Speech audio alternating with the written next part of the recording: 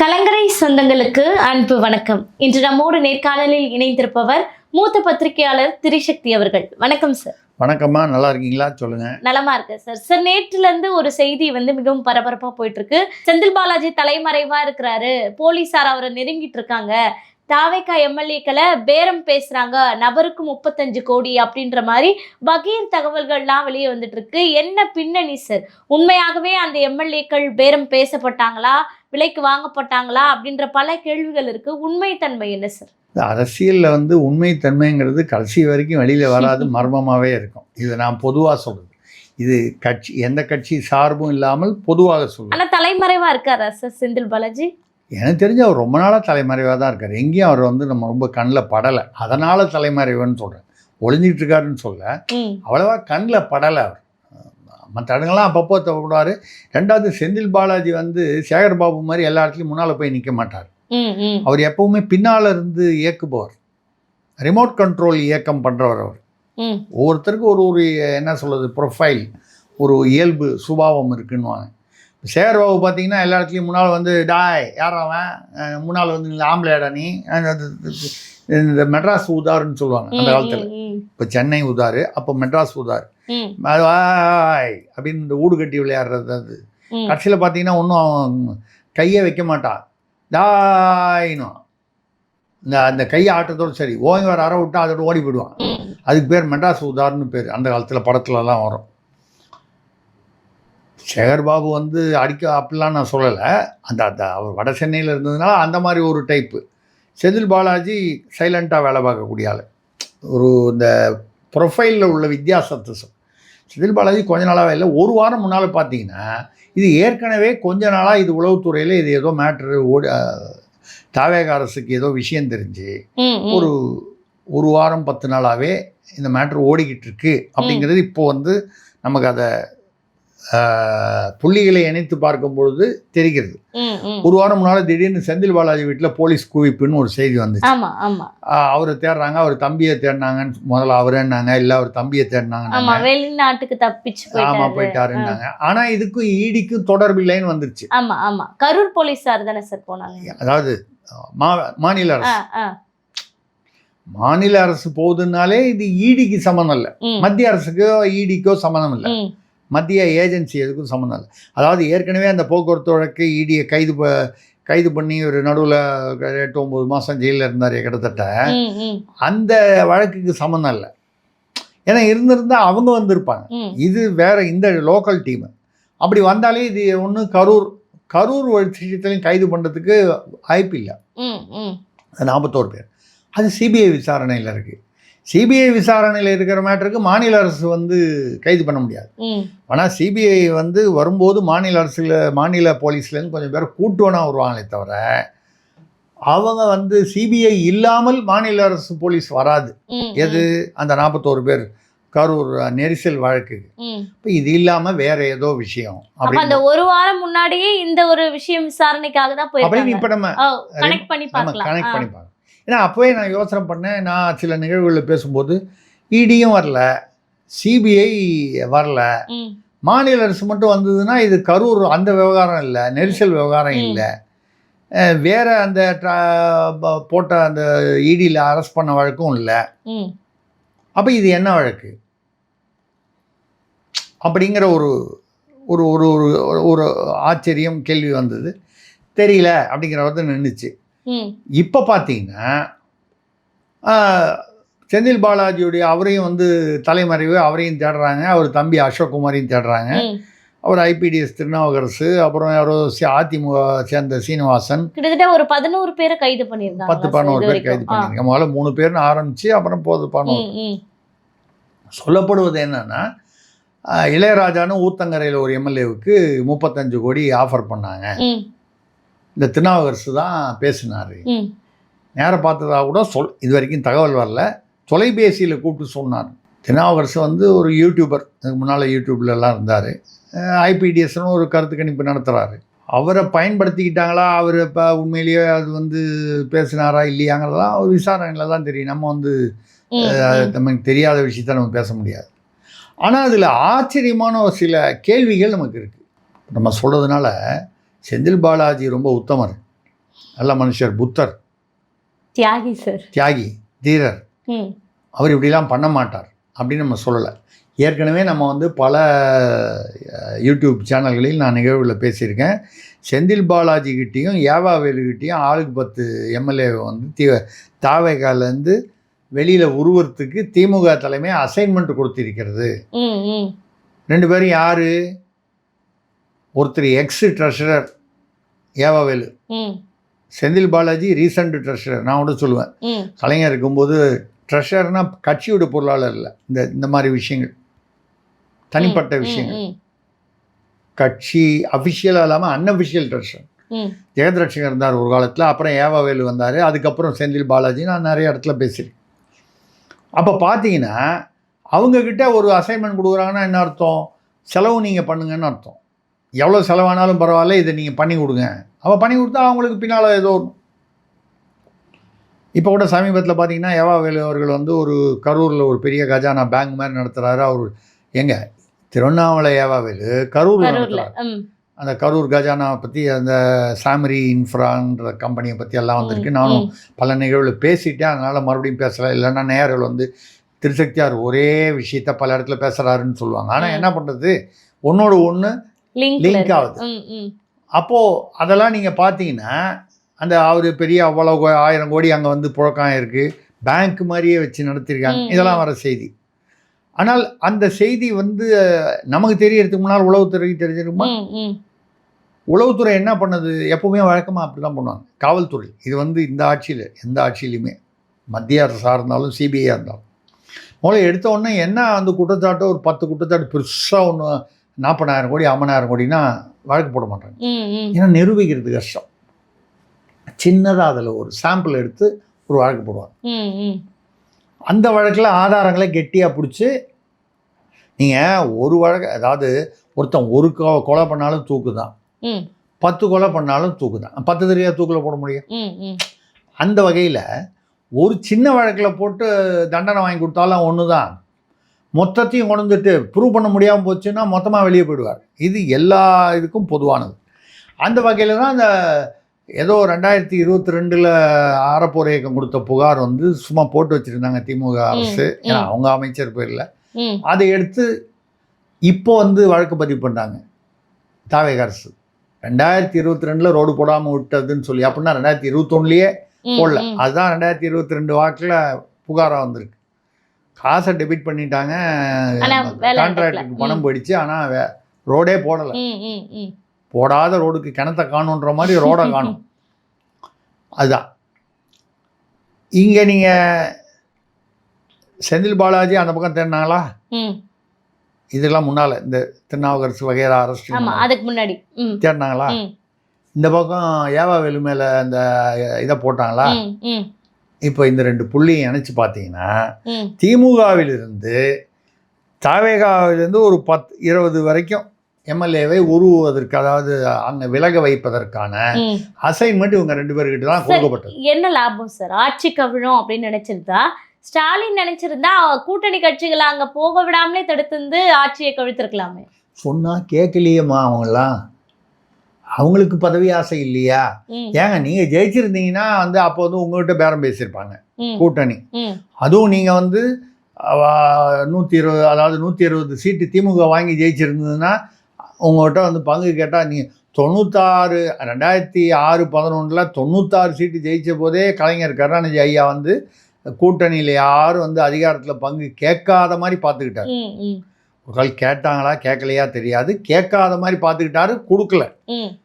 ஆனால் இப்போ உள்ள சூழ்நிலையில் நீங்கள் ஒரு 118 சீட்டு 120 சீட்டு வாங்கலைன்னு வைங்க, கூட்டணியெல்லாம் ஆட்சியில் அதிகாரம். ஏன்னா அவர் திருமாவளவன் கிட்டத்தட்ட 2 வருஷமாக அதிகாரத்தில் பங்கு அப்படின்னு மைக் போட்டு பேசுவார். அப்புறம் ஸ்டாலினை பார்க்க போகும்போது பிளாஸ்டிக் சேரில் உட்காந்து பேசி வெளியில் வந்து அதிகாரத்தில் பங்குன்னா அது அப்புறமா இன்னொரு நாள் பேசுவோம்னு சொல்லிடுவார். சரி, ஆனால் வெளியே வரும்போது ஆசீர்வாதத்தோடு தான் வந்தோம் அப்படின்றத தான் சார், அனுமதியோடு வந்தோம். அதான் அனுமதி ஆசீர்வாதம் எல்லாம் பெற்று தான் வந்தோம். அதுதான் அவர் அழகான வார்த்தையை சொன்னார், அனுமதியோடு தான் வந்தோம். ஆனால் இப்போ திமுக என்ன சொல்லுது, ஒரு சமயம் நாங்கள் தான் அனுப்பி வச்சோம்ன்றாங்க, எங்களால தான் ஆட்சி நடக்குதுன்னு சொல்றாங்க. அது இப்போ சொல்கிறாங்க.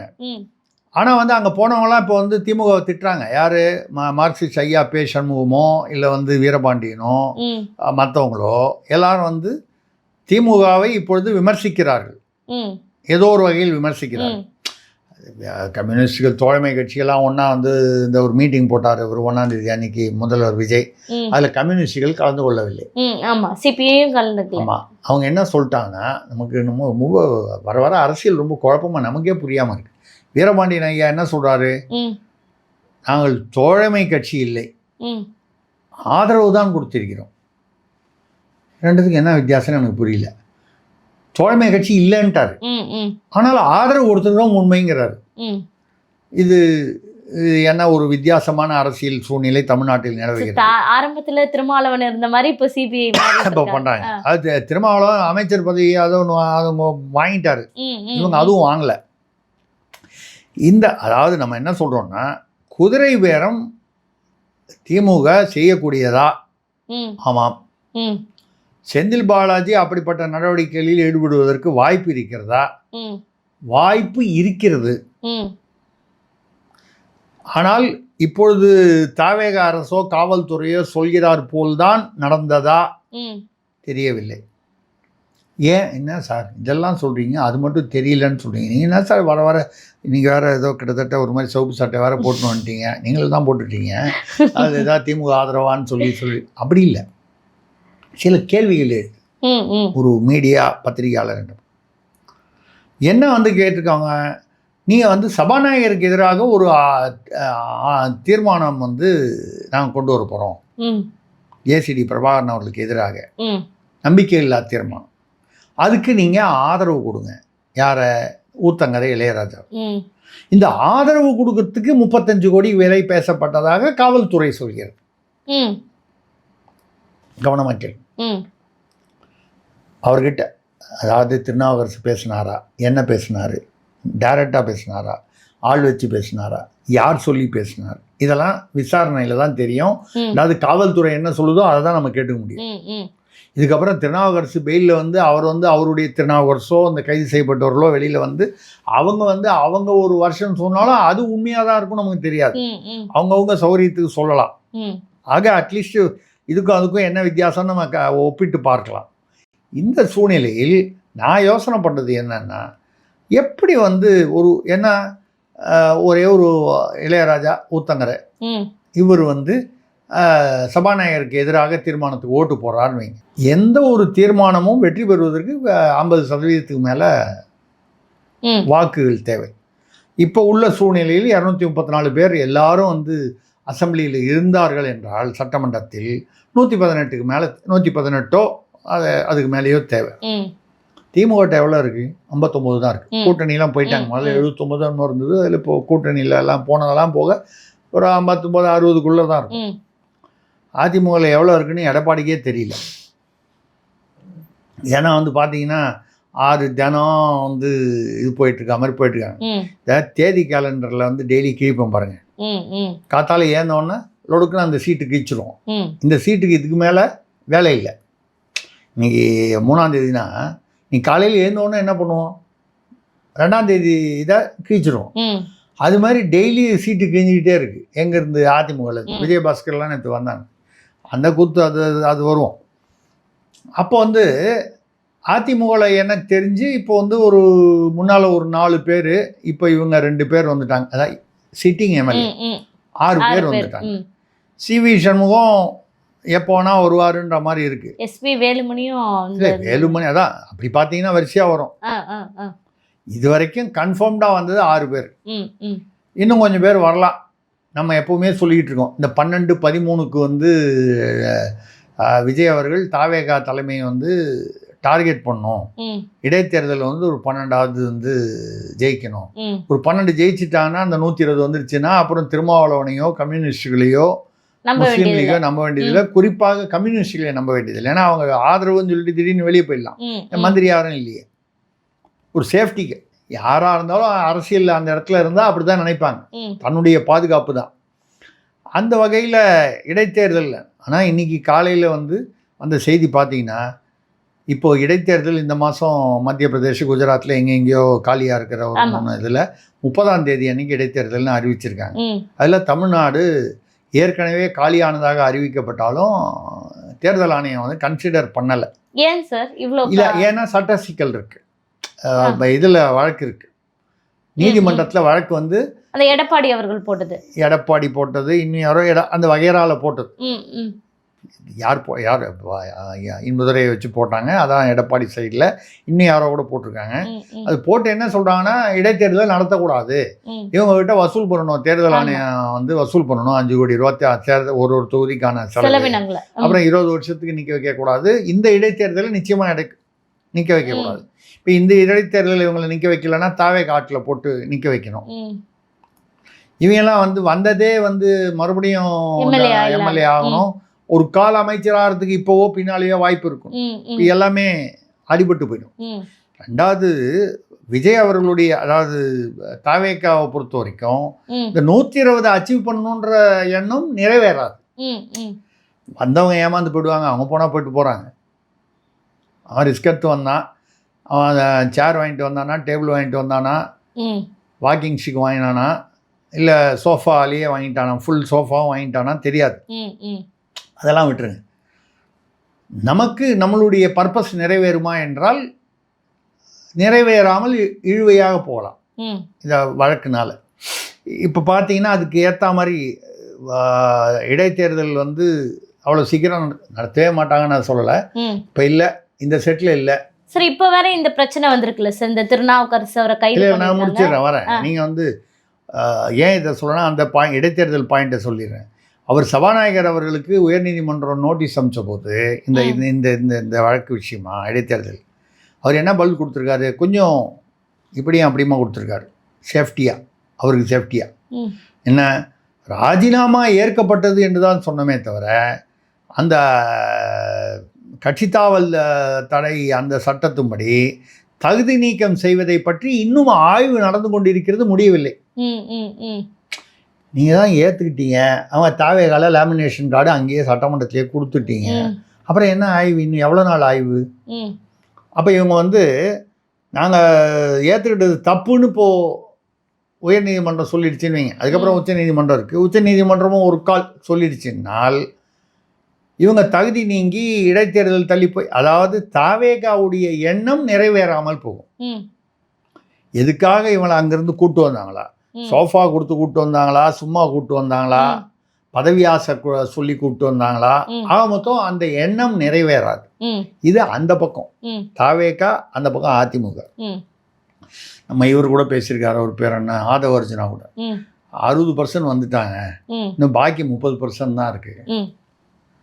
ஐயா, மொத்தம் கூட்டம் 90 தானே ஆச்சு, 100 வரலையே, கணக்கில் விட்டுருப்பாரா? இல்லை, ஒரு கால் ஒரு நல்ல எண்ணத்தில் கூட விட்டுருக்கலாம். எடப்பாடி பெரிய மனுஷன், நல்ல மனுஷனாக தெரிகிறாரு, அவர் அட்லீஸ்ட் அவர் பக்கம் ஒரு 10% அதிமுக விட்டு வைப்போம், ஒரு பெருந்தன்மைக்காக கூட சொல்லிடலாம். இல்லைன்னா 60, 30, 90, 100 வரல அப்படிங்கிறது அவருக்கு தெரியாமையாக இருக்கும். அவ்வளோலாம் அவர் பெரிய மனுஷனாக இருக்கார், அமைச்சராக இருக்கார், அவருக்கு தெரியாமையாக இருக்கும், ஏதோ சொல்லியிருக்காரு. அப்போது அவர் வந்து என்ன சொல்கிறாருன்னா, பாக்கி இன்னும் நிறைய பேர் வர வேண்டியிருக்கணும். உதயகுமார் கூட பேசியிருக்காரு, இன்னும் நிறைய பேர் போகிறாங்கன்னு. 12 எம்எல்ஏக்கள் வரைக்கும் கணக்கு வரும் அப்படின்னு. இது 12 இடைத்தேர்தல் வரும்ன்றது உதயகுமார் இன்னைக்கு பேசுகிறாரு. நான் அது கிட்டத்தட்ட ஒரு மாதமாக பேசிக்கிட்டு இருக்கேன். குறைந்தபட்சம் 12 இடைத்தேர்தல்கள் வரா மாதிரி தான் ஏற்பாடு நடக்குங்கிறது. இது வந்து ஒன்றும் பெரிய இதுக்கு ஒன்றும் அறிவுஜீவியாக இருக்கணும்லாம் அவசியம் இல்லை. சிம்பிள் கணக்கு. 107 இவங்களுக்கு 118 வரணும், 11 சேஃப்டிக்கு 1 2 கூட வச்சிருக்கிறது நல்லது. ஸோ 12 குறைச்சல் இல்லாமல் வரும்ன்றது தான் ஒரு கணக்கு. இதை வந்து இப்பொழுது நடப்பது இந்த திருநாவுக்கரசு போன்றவர்கள நமக்கு அந்த கேள்வி என்னன்னா, செந்தில் பாலாஜியோ அவருடைய ஆட்களோ இதில் வந்து நிச்சயமாக அசைன்மெண்ட் கொடுக்கப்பட்டு அவர்கள் முயற்சி செய்திருப்பார்கள், செய்திருக்கக்கூடும் என்பது தான் நம்ம கருத்து. அவர்கள் நிரபராதிகள், வெள்ளந்தி பாவம், பால்வடி முகம் அப்படின்லாம் நம்ம யாருக்கும் சொல்ல. நம்ம வந்து என்ன யோசனை பண்ணுறோன்னா, இல்லை எங்கேயோ ஒரு மர்மம் சிக்கி இருக்கு, ஏதோ வெளிவராத விஷயங்கள் இருக்கின்றன. ஏன் அப்படின்னு கேட்டால், இந்த ஒரே ஒரு இளையராஜா ஊத்தங்கர அவருடைய ஆதரவு வந்து, அதாவது சபாநாயகருக்கு எதிராக ஒரு ஓட்டு போட்டால் என்ன ஆயிரப்போகுது? கண்டிப்பாக பிரயோஜனம் இல்லை, பெருசாக ஒன்றும் பிரயோஜனம் இல்லை. அப்படியே நீங்கள் சபாநாயகரை வந்து நீங்கள் ஒரு 7-8 பேர் அந்த மாதிரி காசு கொடுத்து அவங்கள வந்து ஓட்டு போட வச்சா 118 வராமல் சபாநாயகர், அப்போ தாவேகால என்ன பண்ணலாம்? திமுகவுக்கு இவ்வளோ கூட 6 தடவை ஆட்சி பண்ணவங்களுக்கு அவ்வளோ கூட தெரியாதா? இப்போ வேலுமணி போன்றவர்கள்லாம் வந்து அந்த வெயிட்டிங் லிஸ்ட்டில் இருக்க மாதிரி அந்த பக்கம் இருக்காங்க. அதிமுகவில் ஆதரவு தெரிவித்தாங்க. நம்ம அதனால் தைரியமாக சொல்லலாம், எந்த பிரச்சனையும் இல்லாமல். 25 பேர் ஆதரவு தெரிவித்தாங்க சட்டமன்றத்தில். அதை 144 வந்தது. அதிமுகலேருந்து 25 பேர், 4 பேர் இப்போ 2 பேர் 6 பேர் சிட்டிங் எம்எல்ஏ வந்துட்டாங்க. பாக்கி 19 பேர் இருக்காங்க, இன்னும் முடிவு பண்ணல அவங்க. ஆனால் வேலுமணி வந்து தனியாக கூட்டம் போகிறாரு, எடப்பாடி இல்லாமல் தன்னுடைய ஆதரவாளர்களை கூட்டம் போகிறாரு. தலைமை சில தவறுகளை செய்ததுன்னு சொல்கிறாரு. தாவேக வந்து இவர் சட்டமன்றத்தில் எடப்பாடி அவர்கள் ஒரு குழுவினரோட அதிமுக வெளிநடப்பு காவிரி மேட்டருக்கு போனபோது ஒரு 4 பேர் மட்டும் போகலை. நத்தம் விஸ்வநாதன், வேலுமணி, லீமா ரோஸ், இன்னும் யாரோ ஒருத்தர் போல. இவர் போய் நீங்கள் உரை பிரமாதமாக இருந்தது, விஜய் வந்து இப்படி பேசினார், இந்த பிறவை அதெல்லாம் சொன்னார். அப்போ என்னன்னா இன்னும் அவர் வந்து தாவேக ஆதரவு நிலையில் தான் கொஞ்சம் பேர் இருக்காங்க. இவர் வேற வந்து இன்னொரு 7 பேர் போவாங்கன்னு ஆர்பி உதயகுமார் சொல்கிறாரு. ஸோ இதெல்லாம் வந்து அப்போ தாவேகா வந்து நீங்கள் ஒரு இளையராஜாவையோ இல்லை இன்னொரு 4 பேரையோ ஒரு உதாரணமாக வச்சுங்க, எதிர்த்து ஓட்டு போடுறதுக்கு காசு கொடுத்து பண்ணுறாங்கன்னு வச்சு 35, 50, 100 அது விட்டுருங்க. அப்படியே கொடுத்துருந்தாலும் முழுசாக முன்னால் கொடுக்க மாட்டாங்க. அப்படி நீங்கள் செய்தால் வேலுமணி ஒரு குறிப்பிட்ட ஒரு 10 பேர் அந்த சமயத்தில் வெளிநடப்பு பண்ணிடுறாங்க. சபாநாயகர் மீது நம்பிக்கையில்லா தீர்மானம் கொண்டு வரும்போது ஒரு 10 பேரோ 20 பேரோ வெளிநடப்பு. இவங்க வரைக்கும் ஒரு ஆல்ரெடி ஒரு அவங்க 120 வரைக்கும் வச்சுருக்காங்க கூட்டணிலாம் சேர்த்து. 120ல் கம்யூனிஸ்ட்லாம் ஓட்டு போடல இவங்களுக்குன்னு வச்சுங்க, ஆதரவு கொடுக்கலன்னு வச்சுங்க, 4 கழியும் 116, 115 நிற்கும். அதுக்கப்புறம் நீங்கள் ஒரு 5 எம்எல்ஏ இவங்க வந்து திமுக வந்து இது செந்தில் பாலாஜியோ இல்லை யாவா வேலுவோ யாரோ இந்த மாதிரி இருக்கிறாங்கன்னு வச்சு சும்மா ஒரு தோராயம் ஒரு 108, 110க்கு மறுபடியும் வந்து நிற்கும். இன்னொரு 10 குறையும். வேலுமணி தலைமையில் ஒரு 10 பேரோ 12 பேரோ வெளியே போயிட்டாங்க, ஒரு 20 பேர் வெளியே போயிட்டாங்கன்னு. 20 பேர் வெளியே போயிட்டால் மொத்தம் வந்து 234 118 வாங்கணும்னு இல்லை. அன்னைக்கு அந்த நம்பிக்கையில்லா தீர்மானம் வரும்போது சட்டமன்றத்தில் எவ்வளோ பேர் இருக்காங்க? 200 பேர் தான் இருந்தாங்கன்னா 101 வாங்கினா சபாநாயகர் மேலே தீர்மானம் வந்து நம்பிக்கையில்லா தீர்மானம் தோற்று போகும், சபாநாயகர் வந்து தொடருவார். இந்த ஐடியா விஜய்க்கு செங்கோட்டையன் போன்றவர்கள் சொல்லிக் கொடுக்க மாட்டாங்களா? இல்லை வேறு மற்ற ஆலோசகர்கள் சொல்ல மாட்டாங்களா? இல்லை இந்த விஷயம் வந்து திமுகவுக்கு புரியாதா? ஏற்கனவே வேலுமணி மற்றவர்கள்லாம் இருக்கக்கூடிய சூழ்நிலையை பற்றி. அப்படி இருக்கும்போது பைத்தியகாரத்தனமாக வந்து ஒரு யார் ஒரு ஊத்தங்கரையில் இருந்த இளையராஜா அட்வான்ஸ்லாம் கொடுத்துருக்காங்களாமே சார்? அதுதான் நான் சொல்ல வரேன். நேற்று காலையில் ஒரு அமெரிக்காவிலேருந்து வரக்கூடிய ஒரு சேனலில் நாங்கள் இருந்து ஆன்லைனில் பேசுகிறேன். இப்போ நான் சொன்னேன், எனக்கு கிடைத்த தகவல்களில் 8 எம்எல்ஏ வரைக்கும் தாவேகா எம்எல்ஏக்கள் முன்பணம் வாங்கியிருக்கிறார்கள். இளையராஜாவும் வாங்கி இருப்பதாக ஒரு தகவல் சொல்கிறது. பின்னையே அவர் போய் புகார் கொடுத்தார். யாரோ ஒரு 9வது ஒரு எம்எல்ஏ, இந்த 8 தவிர இன்னொருத்தர், அவர்கிட்ட போய் கேட்டபோது அவர் பயந்துக்கிட்டு போய் அமைச்சர் புஷி ஆனந்த் அவர்களிடம் ஐயா என்கிட்ட வந்து இந்த மாதிரி அப்ரோச் பண்ணி கேட்குறாங்க, சபாநாயகருக்கு எதிரான தீர்மானத்துக்கான ஓட்டு போடுன்னு சொல்லி கேட்கல, கட்சியிலேருந்து விலகுன்னு கேட்குறாங்க. ஆனால் இப்போ வெளியில் சொல்லப்படுவது திருநாவுக்கரசு அண்ட் கோ கேட்டது வந்து சபாநாயகருக்கு எதிராக நீங்கள் இது தெரிவிக்கணும், ஓட்டு போடணும். சபாநாயகருக்கு எதிராக தோற்று போகிறாருன்னு வைங்க, தப்பி தவறி அந்த மாதிரி ஒன்று நடந்து இவருக்கு போல வேற ஒரு சபாநாயகரை நிற்க வச்சு மறுபடியும் வந்து ஏதாவது ஒன்று பண்ணால்,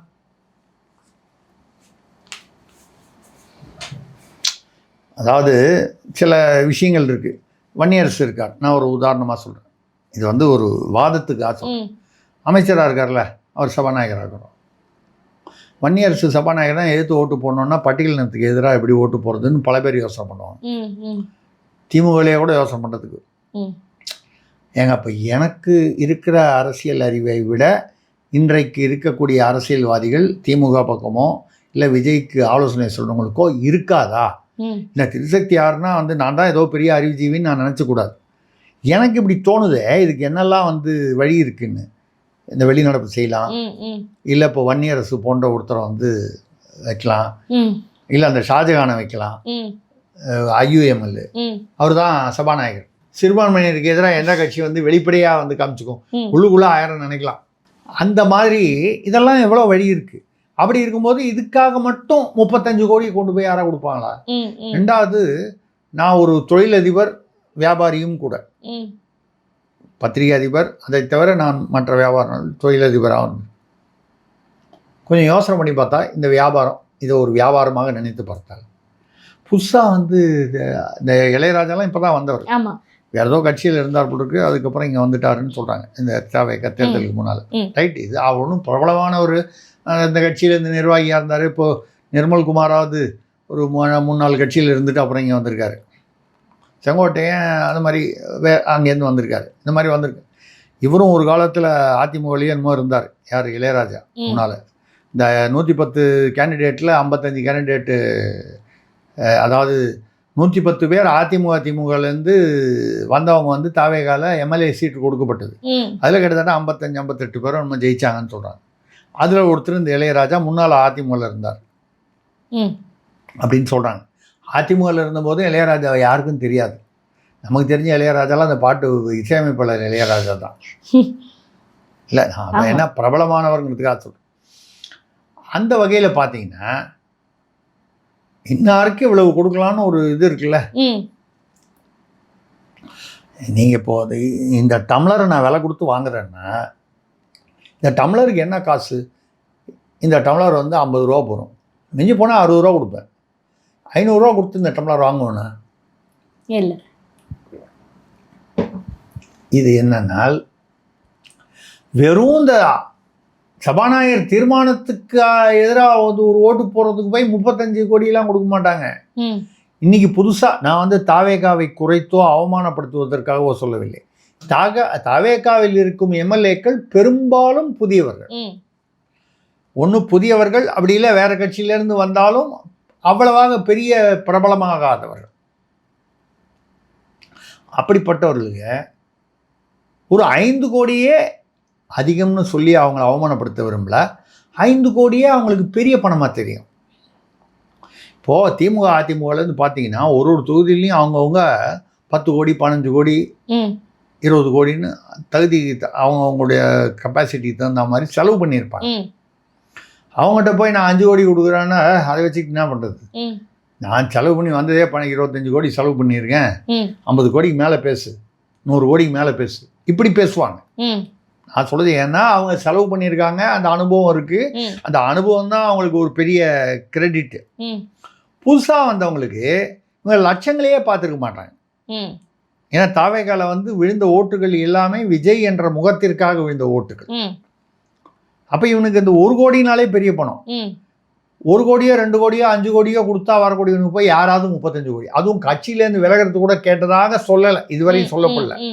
அந்த சபாநாயகர் தீர்மானத்துக்கு எதிராக ஓட்டு போடுறதுக்கு போய் 35 கோடி கொடுப்பாங்களான்னு பார்த்தா அந்த விஷயம் நம்பும்படியா இல்லை. அதில் எங்கேயோ என்னமோ மர்மம் இருக்குது.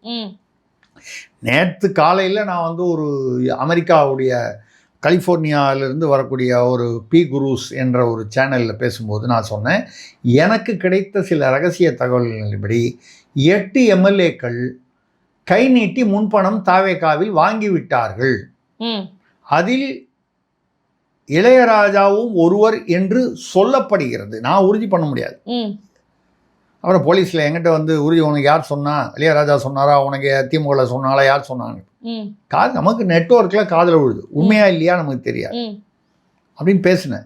இன்னைக்கு காலையில் ஒரு தமிழ் தினசரி பத்திரிகையில் வெளியான செய்தி பாக்ஸ் போட்டிருக்காங்க. தாவேகாவை சேர்ந்த சில நிர்வாகியரே 4 MLAக்களுக்கு இந்த மாதிரி முன்பணம் கொடுக்கப்பட்டு விட்டது, அவர்களும் வாங்கி விட்டார்கள் என்று சொல்கிறார்கள். ஆனால் இந்த மேட்டர் வந்தவொடனே அப்படியே அது சத்தம் இல்லாமல் அடங்கி விட்டது. சார் எப்படி சார் அப்புறம் அவர் போய் கம்ப்ளைண்ட் கொடுத்துருப்பாரு, இந்த மாதிரி விலை பேசுறாரு செந்தில் பாலாஜி டீம் அப்படின்னு? இப்போ நான் இளையராஜாவை பற்றி எனக்கு தெரியாது. அவரை பற்றி நம்ம வந்து ஒரு குற்றச்சாட்டாவோ இல்லை அவர் மீது ஒரு தவறாவோ நம்ம எதையும் சொல்கிறது நியாயம் இல்லை. ஆனால் இளையராஜான்ற ஒரு நபரை மறந்து விட்டு யாரோ ஒருவர்னு வச்சு முன் பணம் வாங்கிட்டார் அப்படின்னு சொல்கிறாங்க.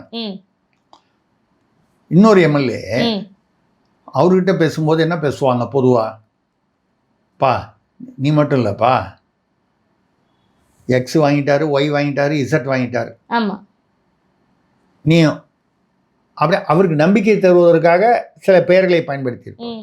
அதில் ஒரு கால் இளையராஜா பெயரும் அந்த எக்ஸில் ஒரு பெயர் அவரை சொல்லியிருக்காங்கன்னு வச்சு, ஒருத்தர் போய் புஷி ஆனந்த் அவர்கிட்ட, சார் ஐயா இந்த மாதிரி விலைக்கு வாங்க முயற்சி செய்கிறார்கள்,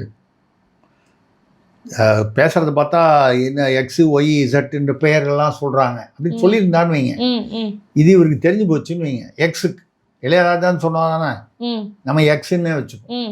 எக்ஸ் வந்து உடனே என்ன பண்ணுவார், ஐயோ நம்ம பேரில் நடவடிக்கை பாஞ்சிருமா, உடனடியாக போய் புகார் கொடுத்துருவோம், நல்ல பேர் வாங்கிடுவோம். இப்போ நான் தான் சொன்னேன், முன்பணம் வாங்கியிருந்தா கூட தெரியாதுங்க, திருநாவுக்கரசு அந்த குரூப்பில் இருக்கிறவங்க அவங்களே வந்து இளையராஜாவுக்கு கொடுத்துட்டேன்னு சொல்லி அவங்க பணத்தை அமைக்கியிருப்பாங்கன்னு சொன்னால் முடிஞ்சு போச்சு. இதனால் நான் சொல்வது இளையராஜா மீது நான் குற்றச்சாட்டு வைக்கவில்லை. ஆனால் நான் நேற்று ஒரு யூகத்திலும் எனக்கு கிடைத்த சில தகவல்களின் மீதும் நான் வந்து ஒரு நிகழ்ச்சியில் பேசினேன் சேனலில். அது இன்றைக்கு நான் வந்து ஒரு தினசரியில் அதே செய்தியை வேறு எந்த யூடியூப்லேயும் இந்த விஷயம் வரல. ஏதோ என்னை தவிர வேறு யாரும் பேசலைன்னா உடனே நீங்களே கொண்டு போய் உடனே போலீஸ்காரங்களை கூப்பிட்டு சார்கிட்ட விசாரிங்க விஷயம் தெரியும், அப்படி இல்லை. எனக்கு காதில் விழுந்து சொல்கிறேன். மீடியானா அப்படி தான் காதில் விழும் தகவல்கள். அந்த வகையில் வந்த தகவல். சார் இப்போ இந்த திருநாவுக்கரசு எப்படி சார் டீலிங் பேச போனார்? அதாவது இவர் வந்து ஏற்கனவே சில எம்எல்ஏக்களுக்கு ஜெயிக்கிறதுக்காக வேலை பார்த்தாரு அப்படின்லாம் சொல்கிறாங்களே, உண்மை இருக்கா இதில்? திருநாவுக்கரசு ஒரு யூடியூபராக இருந்தார். அவரை எனக்கு மிக நெருக்கமாக தெரியும்னு சொல்கிற அளவுக்கு இல்லை, ஆனால் தெரியும். இப்போ நான் ஒரு யூடியூப்பில் பேசுகிறேன்னா இந்த யூடியூப்பில் உள்ள நிர்வாகிகள் இப்போ நெறியாளர்கள் உங்களை மாதிரி வந்து இருக்கிறவங்கள தெரியும். ஆனால் அவங்கவுங்க என்ன பண்ணுறாங்க, என்ன அவங்களுக்குள்ள ரகசியங்கள் இருக்குது, யாரோட டீல் பண்ணுறாங்கன்னு அவங்களும் வந்து என்கிட்ட சொல்ல போகிறது இல்லை, நானும் வந்து கேட்க வேண்டிய அவசியம் இல்லை. எனக்கு தெரிந்தவரை அவர் அண்ணாமலை அவர்கள் கோவை அந்த பாராளுமன்ற தொகுதியில் நின்றபோது அங்கே போய் அவருக்காக வந்து பிரச்சாரம் செய்தார் என்று எனக்கு தெரியும். பிரச்சாரம் செய்யும் பொழுது வீடியோவில் வந்தது, அதுவும் அவர் வந்து சொல்லலை நான் போய் பிரச்சாரம் பண்ணேன்னு.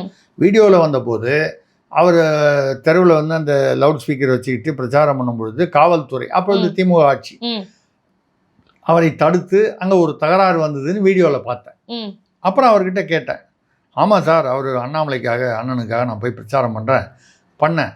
அப்போது போலீஸ்காரங்க வந்து தடுத்தாங்க, ஒரு ஆர்குமெண்ட் வந்தது. அப்புறம் அது ஒன்றும் பெரிய விஷயமா போல் அது ஏதோ ஆயிடுச்சு. ஓ அண்ணாமலைக்காக பண்ணிங்களான்னு. அண்ணாமலைக்காக பண்ணுறேன், அங்கே சுற்றி பக்கத்தில் ஏதோ அவினாசி ஏதோ, ஏன்னா கோவைன்றதுனால அந்த பக்கம் பல்லடம், அங்கே இன்னும் 2 எம்எல்ஏக்கு இங்கே, அதாவது அண்ணா பாஜக இருக்கக்கூடிய தொகுதிகளுக்கோ இல்லை ஒரு கால் பாஜக கூட்டணி என்று சொல்லக்கூடிய தேசிய ஜனநாயக கூட்டணின்னு சொல்கிறவங்களுக்கோ ஒரு 2-3 பேருக்கு வந்து பண்ணுறேன்னு சொன்னார். ஆக அவர் வந்து யாருக்காக பண்ணுறாருன்னு சொன்னால் கண்டிப்பாக திமுக காரங்களுக்கு பண்ணல, திமுகவை எதிர்த்து தான் பண்ணுறாரு. அதிமுக பாஜக அண்ணாமலைக்கு பண்ணுறாரு, அது உறுதி, செய்தியே வந்துடுச்சு. இன்னும் 2 இடத்துல சுற்றி உள்ள இடத்துல ஒன்றும் பாஜக, எல்லா இடத்துலையும் பாஜக கொடுக்கலாங்க. கோவையில் எனக்கு தெரிஞ்ச வரைக்கும் சில இடங்களில் கொடுத்தாங்க, வானதி சீனிவாசன் கொடுத்தாங்க, அதனால் தோட்டாங்க. ஒரு கால் அந்த மாதிரி பாஜகவை சேர்ந்தவர்களுக்கு இன்னும் 2 பேருக்காக பண்ணியிருக்கலாம், இல்லை அதை தாண்டி அதிமுக ஒரே கூட்டணிங்கிறதுக்காக பண்ணியிருக்கலாம். ஆக திமுகவை எதிர்த்து தான் அவர் பிரச்சாரம் செய்திருக்கிறார். அப்புறம் எப்படி சார் இந்த கனெக்டிவிட்டி? இதுதான் நான் கேட்குற கேள்வி. நான் உங்களுக்கு விவரமாக சொல்லி உங்கள் வாயாலேயே அந்த கேள்வி வர வச்சுட்டேன். அப்படிப்பட்டவர் திமுகலேருந்து எப்படி வந்து திமுகவை எதிர்த்து பிரச்சாரம் செய்தவர் பாராளுமன்ற தேர்தலில், இப்போ எப்படி திமுக செந்தில் பாலாஜி ஆளாக இருப்பார்? அதுவும் எப்படி அவங்களும் நம்பி இந்த இவ்வளோ பெரிய விஷயத்தை அவர்கிட்ட ஒப்படைச்சிருப்பாங்கன்னு இருக்கு. ஒப்படைப்பாங்க 2 பக்கமும். இவர் நம்மளை எதிர்த்து பிரச்சாரம் பண்ணாரு, இவர்கிட்ட எப்படி நம்பி கொடுக்கு? இல்லை அவர் வந்து ப்ரொஃபஷனலாக இந்த மாதிரி கட்சி சார்பு இல்லாமல் யாருக்கு வேணாலும் நான் புரோக்கரேஜ் பண்ணுறேன்னு, அது மாதிரி உள்ளுக்குள்ளே இருந்தாரான்னு எனக்கு தெரியல. இதுக்கு முன்னால் அவர் வந்து திமுகவோட தொடர்பு இருந்ததா எனக்கு தெரியல. வெளிப்படையாக எல்லாத்தையுமே வந்து அவர் வந்து எல்லார்கிட்டையுமே பார்க்குறவங்ககிட்டலாம் பேசணும்னு சொல்ல முடியாது. இந்த கேள்வி மட்டும் நான் திருப்பி திருப்பி கேட்குறது என்னென்னா, நான் நேற்று பேசுனது இன்னைக்கு பார்த்தீங்கன்னா வேற ஒரு பத்திரிகையில் வருது. அப்போது இந்த 4 எம்எல்ஏவா 8 எம்எல்ஏவா ஆக மொத்தம் அவங்கள யாரோ கான்டாக்ட் பண்ணாங்க. திருநாவுக்கரசு கூட இன்னும் செந்தில் பாலாஜியோட ஆட்களோ அவங்க யாரோ. ஏன்னா இதில் அதிமுகலேருந்து சீனிவாசன் ஒருத்தர் ஏதோ ஒரு நிர்வாகி. அவர் செந்தில் பாலாஜி அதிமுகவும் எப்படி டச்சு. அப்போ சிவி சண்முகம்லாம் சொல்கிற மாதிரி எடப்பாடியும் ஸ்டாலினும் ஒன்றா கூட்டணி சேர போகிறாங்களா? இவர் சிடிஆர் நிர்மல்குமார் கூட பேசியிருக்காரு. ஆமாம், ஆதவர்ஜுனாவும் சொல்லிட்டே இருக்காரு. சிடிஆர் நிர்மல்குமார் நேற்று இன்னைக்கு காலையில் கூட டிவியில் பார்த்து விரைவில் அவர்கள் கூட்டணி சேர்வார்கள்லாம் பேசியிருக்காங்க. அது உண்மையா? அதாவது நம்ம வந்து கேள்விகள் தான் எழுப்ப முடியும், பதில்கள் யார் யாரிடமோ புதைந்து மர்மமாக இருக்கின்றன. காவல்துறை விசாரணை முடிந்தால் தெரியும் என்று சொன்னால் காவல்துறை சொல்வது எல்லாமே நம்ம 100% நம்பிட முடியாது. சரி, இப்போ ஒருவேளை இந்த விசாரணை, இந்த குதிரை பேரம் நடந்தது உண்மைதான் அப்படின்றத இவங்க கண்டுபிடிச்சிட்டாங்கன்னா செந்தில் பாலாஜி அவர்களை கைது செய்வதற்கான வாய்ப்பு இருக்கா இந்த விஷயத்துல? இல்லை, நான் இதை எப்படி பார்க்குறேன், இப்போ கரூருக்கு வந்து முதல்ல ஒரு 10ஆம் தேதி நம்ம போகிறாரு. ஆமாம், 41 பேருக்கு வந்து நாங்கள் வந்து ஆதவர்ஜுனா என்ன பேசுகிறாருன்னா, முடிவு கட்டாமல் விடமாட்டோங்கிறாரு. ஒரு தனிப்பட்ட பகை இருக்கு. அது என்ன, அதை என்னை பொறுத்த வரைக்கும் அவர் அமைச்சர், உயர்ந்த மனிதர், உயரத்தில் மட்டும் இல்லை உயரமான இடத்துல இருக்கக்கூடிய மனிதர். சில வார்த்தைகளை கவனமாக பயன்படுத்த வேண்டும். இல்லை சார், ஏதோ ஒரு முடிவை மனசில் வச்சுட்டு கூட பேசலாம்ல. கரெக்டு. நான் என்ன சொல்கிறேன், அரசியலில் பொது வெளியில் பேசும்போது மனசில் இருக்கிறதெல்லாம் பேசிடக்கூடாதுன்னு சொல்கிறேன். நீங்கள் பண்ணுறது பண்ணல, நான் வந்து சமுதாயத்தை வந்து ஒழுக்கப்படுத்துறதுக்காக நான் ஒன்றும் பிறவிலாம் எடுக்கலை. நான் செய்யும் பணியில் எங்கோ ஒரு இடத்தில் வந்து ஒரு 1% 1% சுத்தப்படுமானால் சந்தோஷப்படுவேன், அவ்வளோதானே தவிர நான் வந்து அம்மா ஆத்மி மாதிரி தொடப்பக்கட்டை எடுத்துக்கிட்டு நான் வந்து எல்லாத்தையும் சுத்தம் பண்ணுறேன்னு வரல. ஏன் இதை சொல்கிறேன்னால், பேசும்பொழுது கொஞ்சம் கவனமாக பேச வேண்டும். ஏன்னு இதை சொல்லி அவர் வந்து உள்ளுக்குள்ளே மனசில் வச்சுக்கிட்டு வன்மத்தோடு பேசலாம், இல்லை அவர் பேசுகிற வார்த்தையில் கவனம் இல்லாமல் பேசுவது பின்னால் வந்து இவருக்கு வன்மம் இருந்ததுன்னு யாராவது வந்து அந்த புள்ளிகளை இணைத்து கோலம் போடுவதற்கு காரணமாக அமைந்துடக்கூடாதுன்னு தான் நான் சொல்கிறேன். அவர் என்ன சொல்கிறாரு, அந்த மேட்ரு அதாவது கிட்டத்தட்ட பழிக்கு பழிங்கிற வார்த்தை யூஸ் பண்ணல, ஆனால் அந்த அர்த்தத்தில் இது யாரெல்லாம் செஞ்சாங்களோ முடிக்காமல் விட மாட்டோம். ஐயா, முடிக்காமல் விட மாட்டோம்னா அவங்களுடைய அரசியல் வாழ்க்கையை முடிக்காமல் விட மாட்டீர்களா? இல்லை வந்து சட்ட ரீதியாக அவர்களுக்கு தண்டனை பெற்று தராமல் விட மாட்டோம், அப்படிதான் சொல்கிறதா அர்த்தம். ஆனால் முடிக்காமல் விட மாட்டோம்னு சொல்லும்போது என்ன ஆகிடும்னா, நாளைக்கு அவங்க எங்கேயாவது ஒரு சாதாரணமாக இடிச்சுக்கிட்டு ஏதாவது ரத்தம் வந்தால் கூட முடிக்காமல் விடமாட்டோம்னு சொன்னதுக்கு வேறு விதமான அர்த்தங்கள் கற்பிக்கப்படும், மக்கள் மனதிலேயே தோன்றும். அதனால் எந்த அமைச்சர் பேசுவதாக இருந்தாலும், அரசியல்வாதி பேசுவதாக இருந்தாலும், இந்த மாதிரி விஷயங்களில் வார்த்தைகளை கவனமாக விட வேண்டும். அதாவது தவறான ஒரு புரிதலில் மக்களை கொண்டு விட்டுறக்கூடாது, இல்லை பின்னால் அது வந்து சிக்கலில் வரக்கூடாது. இப்போ யோசனை பண்ணி பார்த்தீங்கன்னா கரூரில் அங்கே போகிறார். எனக்கு கிடைத்த சில தகவலின்படி திமுகவில் இருந்து இவங்க என்ன சொல்ல போகிறாங்க, கரூரில் போய் பொதுவாக அரசியலை நீங்கள் நடுநிலையாக பொது மனிதராக இருந்து பாருங்கள். இவங்களுடைய இது என்ன, தவேகா சிபிஐலையும் அதான் பார்த்தோம். செந்தில் பாலாஜி அவர்கள் தான் அவர்கள் ஆட்கள் மூலமாக அங்கே கலாட்டா பண்ணி நாங்கள் 10 ரூபா பாலாஜின்னு பாட்டு போட்டோன்னே அதை பற்றி பேசினோன்னே பாட்டிலெலாம் தூக்கி விட்டுருந்தாங்க, செருப்பெல்லாம் தூக்கி விட்டுருந்தாங்க. அதில் வந்து நெரிசலில் தான் இது ஆகிப்போச்சு. காவல்துறை வேண்டுமென்றே குறுகலான தெரு கொடுத்தது. இது 2 தான் பாயிண்ட். ஒன்று, காவல்துறை குறுகலானது இதை வேணும்ட்டே கொடுத்தாங்க, வேறு இடத்துல அனுமதி எங்களுக்கு கொடுக்கல. அதை யோசனை பண்ணி பார்த்தீங்கன்னா அதுக்கு 10 நாள் முன்னால் ஸ்டாலின், உதயநிதி இவர்கள்லாம் வந்து அந்த ஒரு முக்கோணமான முச்சந்தி வந்து கொடுத்துருக்காங்க. அந்த முச்சந்தியில் இவங்க கேட்டிருக்காங்க, இவங்களுக்கு கொடுக்கல.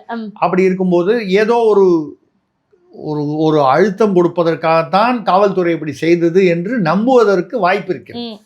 இரண்டாவது அவங்க சொல்கிறது செந்தில் பாலாஜின்னு சொல்லி அதுக்கு வந்து இவங்க இது ஆதாரமாக காட்டுறது, அந்த பாட்டில் அந்த வந்து தண்ணி பாட்டில் வந்தது. அந்த பாட்டிலாம் செந்தில் பாலாஜி அவருக்கு தொடர்புள்ள ஒரு அந்த தண்ணி கம்பெனியுடையதுன்னு சொல்கிறாங்க. நமக்கு வந்து ஒரு இந்த அமைச்சருக்கு தொடர்புள்ளது அவருடைய பினாமின்னு சொன்னால், பினாமிங்கிறவனை கையெழுத்து போட்டு நான் தான் பினாமின் ஏரியா கொடுக்க போகிறான். இதெல்லாம் சொல்லுவது தான் அரச புரசலாக நம்பப்படுவது, சொல்லப்படுவது. இப்படி இதுதான் இவங்களுடைய இது.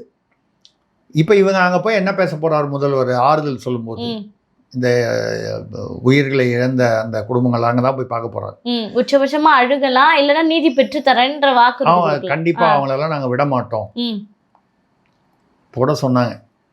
தொட்டவங்களை விட மாட்டோம், தொட்டவங்களை விட மாட்டோம், இல்லை தொடவும் விட மாட்டோம், தொட்டவங்களையும் விட மாட்டோம். சரி, என்ன பண்ணாங்கன்னு பார்த்தா, இந்த மாதிரி ஏற்கனவே மக்கள் பணத்தை தொட்டவங்கெல்லாம் வந்து கூப்பிட்டு அவங்க கட்சியில் சேர்த்துக்கிட்டாங்க. ஸோ விடமாட்டோம்னு சொன்னது மக்கள் வந்து வேற மாதிரி புரிஞ்சுக்கிட்டாங்க, இல்லை நம்மளும் வேற மாதிரி புரிஞ்சுக்கிட்டோம். ஆனால் இப்போ தான் தெரியுது. ஏன்னா விஜயபாஸ்கர் நம்ம இவர் புதுக்கோட்டை, அதாவது விராலிமலை, அவர் மீது குட்கா வழக்கு இருக்குது, சொத்து குவிப்பு வழக்கு இருக்குது, வேறு சில வழக்குகளும் இருக்குது, நிறைய வழக்குகள் இருக்குது. கரூர் விஜயபாஸ்கர் மீதும் வந்து 2 வழக்குகள் இருக்குது. சொத்து 100 கோடி வழக்கு ஒன்று, 20 கோடி வழக்கு ஒன்று. ஆக இதெல்லாம் வந்து மக்கள் பணத்தை தொட்டு விட்டார்கள் அப்படின்னு தான் வழக்கு. நீங்கள் வழக்கு நிரூபணமாகவில்லைன்னா யாருக்கு தான் நிரூபணமாச்சு? 20 வருஷமா 15 வருஷமா நடக்கிறதெல்லாம் இன்னும் நிரூபணம் ஆகலை. எப்போ நிரூபணம் ஆகுது? இவங்களுக்கு இன்னும் நிரூபணம் ஆகிறதுக்கு இன்னொரு 10-15 வருஷம் ஆகும். இப்போ தொற்றவங்களை விடமாட்டோம்னா அந்த இடத்துல ஃபுல் ஷாப்புன்னு நம்ம நினச்சோம். முதல்வர் வந்து கம்மா போட்டிருக்காரு. அவங்களெல்லாம் ஜாக்கிரதையாக கூப்பிட்டு நாங்கள் வந்து தாவேகால சேர்த்துப்போம். இவர் யார் சொல்கிறாரு? தாவேகாவில் அதிமுகவின் கட்டமைப்பு தேவைப்படுகிறது. யாரு? ஆதவர்ஜுன அமைச்சர். ஏங்க, கட்டமைப்பு தேவைப்படுகிறதுனா உங்க இருக்கிற ஆட்கள்ல நீங்க கட்டமைப்பு ஏற்படுத்துங்க. அதுக்கு பேர் தான் கட்டமைப்பு. அனுபவம் இல்லைல்ல சார்? அனுபவம் இல்லைன்னா நீங்க, அதாவது அந்த அனுபவம் உள்ளவர்களை யாரையாவது ஆலோசகர்கள் வச்சு உங்க வீட்டில் நீங்கள் டிரைவர் வச்சுப்பீங்க, கேமராமேன் வச்சுப்பீங்க, பக்கத்து வீட்டுக்காரரை வச்சுப்பீங்க, எழுத்து வீட்டுக்காரரை வச்சுப்பீங்க, நண்பரை வச்சுப்பீங்க. உங்களுக்கு எல்லா வித இது சப்ளை எல்லாம் மாட்டார். மளிகை சாமான் ஜவுளிலாம் சொல்கிறேன். சப்ளைனா நீங்கள் வேறு பெண்மணியாக போயிட்டீங்க. ஆனாலும் வந்து நான் சொல்கிற சப்ளை வந்து உங்களுக்கு தேவையான பொருட்களே அப்பப்போது இப்போ நம்ம வீட்டில் வந்து அதை தம்பி ஓடி போய் அந்த ஒரு பெருங்காயம் வாங்கிட்டு வாப்பான்னு சொல்கிற மாதிரி, அந்த மாதிரி உதவியவர்களை நன்றி மறக்காமல் நீங்கள் வந்து பதவி கொடுத்துருக்கிறீர்கள். பட் இவங்களுடைய ஆலோசனை, இவங்களுக்கெல்லாம் அரசியல் அனுபவம் இருக்கான்னு பார்த்தா இல்லை. அப்படி இருக்கும் பொழுது நீங்கள் வந்து என்ன எப்படி செய்ய போகிறீர்கள் அப்படிங்கிறது இவங்க வந்து மொத்தம் என்ன பண்ண போகிறாங்க? அங்கே போய் முதல்வர் அவர்கள், அதுதான் வர பாயிண்ட், செந்தில் பாலாஜி மீது தான் தவறு சொல்லி நடவடிக்கை எடுக்கிறேன். ஏன்னா திமுக என்ன பிளான் பண்ணதுன்னா, நமக்கு கிடைத்த தகவல் இது ஒரு ரகசிய தகவல்னு சொல்லலாம். ரகசியம்னு சொல்றது என்ன, இன்னைக்கு ரகசியமாக இருக்கிறது நாளைக்கு வெளிப்படையாக வரலாம்.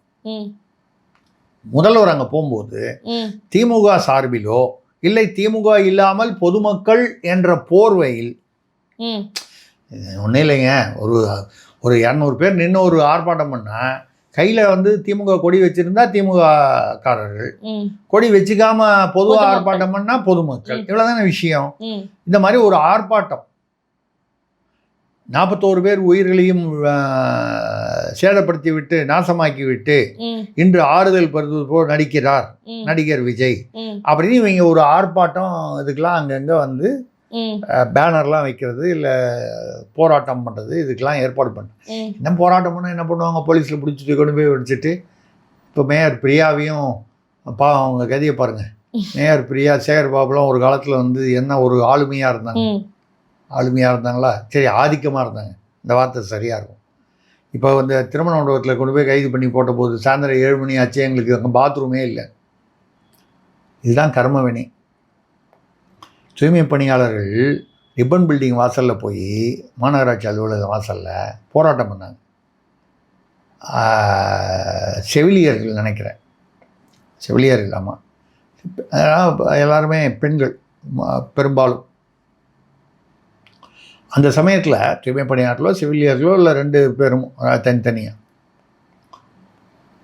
இந்த பெண்கள் இயற்கை உபாதைக்காக கழிவறையை உள்ளே போய், மாநகராட்சியில் எத்தனையோ உள்ள எல்லா ஃப்ளோர்லேயும் கழிவறை இருக்குது, அதை பயன்படுத்துவதற்கு அவர்களுக்கு அனுமதி தராமல் அவங்க எங்கே போவாங்க? இந்த செவிலியர்களோ இந்த தூய்மை பணியாளர்களோ வந்ததெல்லாம் பார்த்தீங்கன்னா வேறு மாவட்டங்கள்லேருந்து வந்திருக்காங்க. சென்னை சேர்ந்தவர்கள் மட்டும் இல்லை, அப்படியே சென்னையை சேர்ந்த அவன் வந்து ரிப்பன் பில்டிங் வாசல்லையேவா வீடு வச்சுட்டு போகிறான். எங்கே போய் அவங்க இயற்கை உபாதைகளை நிறைவேற்றிக் கொள்வார்கள்? அப்போ அது கூட முடியாமல் இது ஒரு மனிதாபிமானமற்ற செயல் இல்லையா? நான் என்ன சொல்கிறேன், ஒரு அந்த கிரவுண்ட் ஃப்ளோரில் ஒரு 2 பாத்ரூம் அது மட்டும் அலோவ் பண்ணுங்க. எல்லா இடத்துலையும் பண்ண வேணாம். எல்லா இடத்துலையும் உள்ளே விட்டுட்டா அப்புறம் சிக்கல் வந்துடும். அதுதானே நியாயம். அதை செய்யாமல் தடுத்தார்கள்.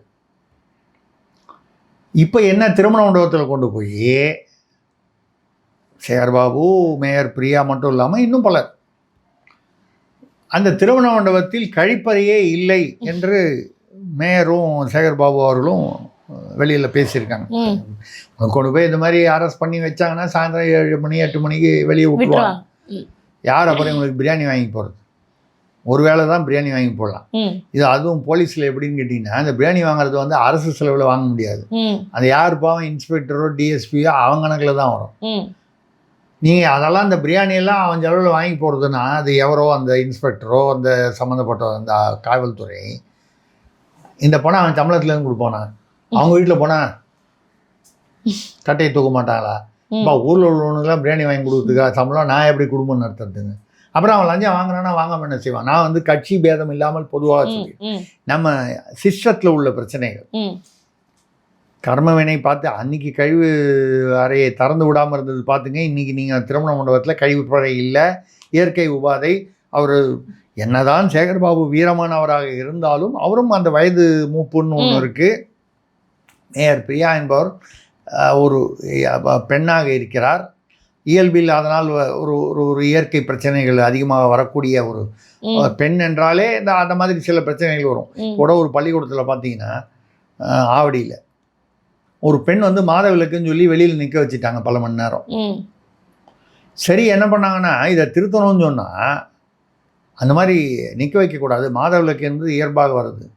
அப்போ நீங்கள் என்ன பண்ணணும், அரசுலேருந்து பள்ளி கல்வித்துறையிலேருந்து எல்லாருக்கும் அந்த பெண்களுக்கெல்லாம் அந்த சுகாதார பேடுன்னு சொல்லுவாங்க, அது வழங்குவதற்கோ இல்லை அதற்கான ஏற்பாடுகளை பாதுகாப்பு அம்சங்களை ஏற்பாடு செய்ய வேண்டும். ஏன்னா இது ஒரு அந்த பருவத்தில் வரக்கூடிய. இப்போ என்ன பண்ணிட்டாங்கன்னா பாருங்க, இவங்கெல்லாம் ரூம் போட்டு யோசனை பண்ணிக்கிறாங்க. உண்மையிலேயே இதில் ஒரு ரூமே போட்டிருக்காங்க, சும்மா வார்த்தைக்கு தான் ரூம் போட்டு யோசிக்கிறது. பிங்க் ரூம்னு ஒரு ரூமை அடையாளப்படுத்தி யாரெல்லாம் மாதவிலக்கானங்களோ அவங்களாம் அங்கே போகணும். ஒரு பெண்ணை வெளியே நிற்க வைத்ததற்காக அதுக்கு வந்து கண்டனம் எழுந்ததுனால, அதாவது என்ன சொல்றதுன்னா, சில சமயம் வியாதியை விட அதற்கான வைத்தியம் கொடுமையாக இருக்கும். இதுக்கு வியாதியே பரவாயில்லன்னு இருக்கும். அந்த மாதிரி இது ஒரு விஷயம் ஆவடியில் நடந்தது. பிங்க் ரூம்னு ஒன்று போட்டு இப்போ அந்த பள்ளியுடைய நிர்வாகம் கலெக்டர்லாம் கூப்பிட்டு கேட்டால், நாங்கள் பள்ளி கல்வித்துறையிலன்னு கேட்டால் நாங்கள் அந்த ரூம் போடலைங்க, ஒரு தொண்டு நிறுவனம் அந்த ரூமை நடத்துது. தொண்டு நிறுவனம் வந்து ஒரு ரூம் நடத்துதுன்னா பள்ளியில் அனுமதி கொடுத்தாதானே நடத்தும். நம்ம ஒரு உதாரணம் எதுக்கு சொல்கிறோன்னா, பெண்களுக்கு என்றால் இந்த மாதிரி இயற்கை உபாதைகள் பள்ளி மாணவிகள்லேருந்து ஒரு வயசுலேருந்து இது உருவாகக்கூடிய இது கர்மவினை. அது பேசிட்டோம். இப்போ என்ன அந்த கரூருக்கு வருவோம். இப்போ அதை சொல்லி முடிச்சுருவோம். கரூர் வந்து பார்த்தீங்கன்னா அங்கே போய் வந்து செந்தில் பாலாஜியை தான் தரப்பை தான் அவர் வந்து திமுகவை தான் அவர் குற்றம் சாட்ட போகிறார். ஏன்னா போராட்டம் இவங்க பண்ணாலும் சரி பண்ணலன்னாலும் சரி அவர் அதான் சொல்ல போகிறார். போராட்டம் பண்ணாங்கன்னா இன்னும் நிச்சயமாக அதை அதிகமாக வலிமையாக அழுத்தமாக சொல்ல போகிறார் இல்லையா? இப்போ அதுக்குள்ளே செந்தில் பாலாஜி அரெஸ்ட் பண்ணிட்டா இல்லை செந்தில் பாலாஜியை தேடிக்கிறோம், அதுக்குள்ளே அவருக்கு அவர் தம்பி அசோக்கு. ஆனால் அப்போ திமுக அரசு தனிப்படையெல்லாம் எங்கெங்கேயோ வெளிநாட்டிலலாம் போய் தேடினாங்க. கடைசியில் அவர் இங்கே தான் இருந்தார், ஈசிஆரில். இப்போ என்ன சொன்னாங்கன்னா, அவர் தமிழ் படத்தில் வரா மாதிரி ஒரு மீசையும் ஒரு மருவும் வச்சுருந்தாராம். இந்த தமிழ் படத்தில் பார்த்தீங்கன்னா பழைய தமிழ் படத்துலலாம் மறு வேஷத்தில் வருதுன்னா ஒரு மரு வச்சுருவாங்க, அப்புறம் அந்த மீசையை கொஞ்சம் பெருசாகிட்டாங்க, யாருக்குமே அடையாளம் தெரியாது அவங்களுக்கு. அந்த மாதிரி செந்தில் பாலாஜி ஒரு மரு ஒரு மீசை வச்சுக்கிட்டு அவர் வந்து ஈசிஆரில் அலைஞ்சிக்கிட்டு இருக்காரு. யாரோ கிளப்பி விட்டாங்க, அவர் அந்த நாட்டுக்கு போயிட்டார் இந்த நாட்டுக்கு போயிட்டாருன்னு எல்லா நாட்டுக்கும் போலீஸ் சுற்றி பார்த்துட்டு வந்துச்சு. கடைசியில் இங்கேயே போய் அவர் கோர்ட்டில் போய் சரண்டர் ஆகி 10 நிமிஷத்தில் நிருபர்கள்ட்ட கூட மாட்டாமல் எஸ்கேப் ஆயிட்டார்.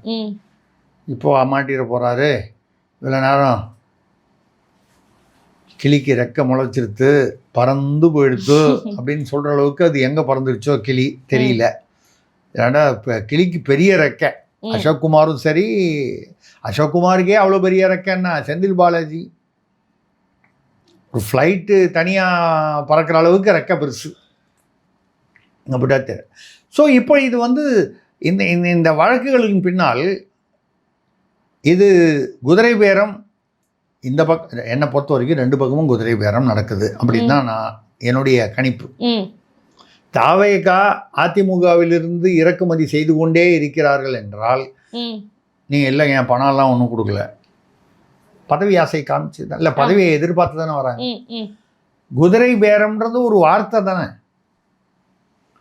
நீங்கள் பணமோ பதவியோ இல்லை வேறு ஏதோ ஒரு எதிர்பார்ப்போ இல்லாமல் என்ன கொள்கை மாறி இங்கே வந்துட்டாங்க சொல்கிறாங்க.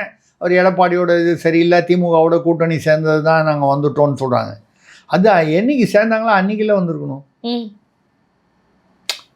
விஜயபாஸ்கர் அவர்களுக்கு இந்த விஜயபாஸ்கரோ அந்த விஜயபாஸ்கருக்கோ இல்லை வேறு யாருக்குமோ அந்த மாதிரி வர்றவங்களுக்கு திமுகவும் அதிமுகவும் வந்து சேர்ந்து ஆட்சி அமைக்கணும், விஜய் ஆட்சி அமைக்க விடக்கூடாதுன்னு சொன்னது எப்போ?